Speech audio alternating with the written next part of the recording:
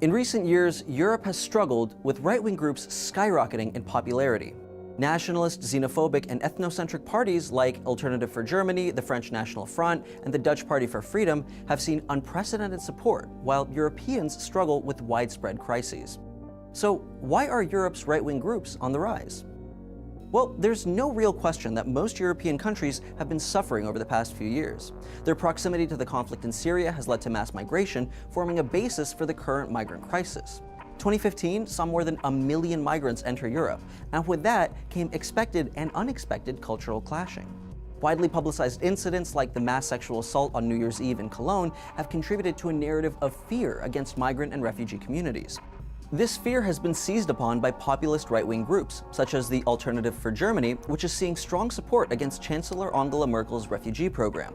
Conservatives say that this difficult situation is the result of liberal democratic policies. One example is Sweden, which is known for accepting up to twice as many refugees per capita than most other European countries. The last 5 years have seen the far-right anti-immigration group, ironically called the Sweden Democrats, jump from about 3% of the vote in 2006 to more than 25% approval in national polling in 2015. Moreover, an analysis by Vocative found that as migrant numbers increased, so did European Nationalist Party rankings on Facebook. This was especially evident in wealthy, stable countries. But besides the influx of migrants, many are looking to right-wing ideology as their economy struggles. Conservative rhetoric is often based on fiscal responsibility and the elimination of a welfare state. In practice, these groups spend massive amounts of money on military and business. But ideas which promise paying less in taxes at the expense of disadvantaged minority groups resonate with the majority population. Countries like Greece, Portugal, Ireland, and Spain have massive financial issues related to entitlement programs or insolvency.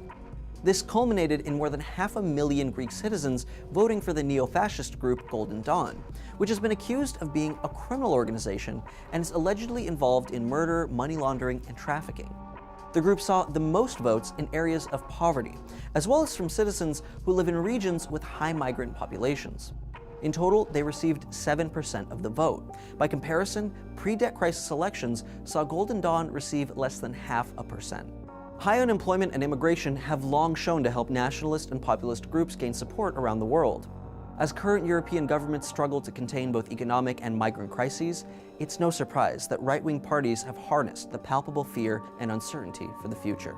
But it isn't just a political ideology. There have been real-life consequences to Europe's ongoing crises.